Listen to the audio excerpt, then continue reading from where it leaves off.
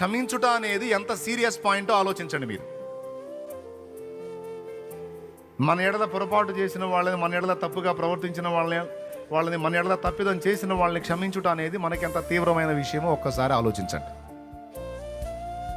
పోనీలేయ్యా, క్షమించయ్యా, వదిలేసే దేవుడు వాడినే, నేను ఎంత దుర్మార్గుడైనా క్షమించాను, వీడిని మాత్రం క్షమించాను నేను, మామూలుడుగా. పోనీరా ఆడపిల్ల, క్షమించయ్యా, ఏముందిలే కానీ వదిలేను. ఎవరు? నేనా? ఆ పిల్లనా? సైతాను కానీ నేను క్షమిస్తాను, కానీ ఈ మనిషి మాత్రం నేను క్షమించినట్టు. మరి నాయన, నీ క్షమాపణ చాలా విలువైంది. నువ్వు క్షమిస్తేనే నేను క్షమిస్తాను అంటున్నాడు రా నాయన దేవుడు. నువ్వు బంధిస్తే నేను బంధిస్తా, నువ్వు విప్పితే నేను విప్పుతా, నువ్వు క్షమిస్తే నేను క్షమిస్తా.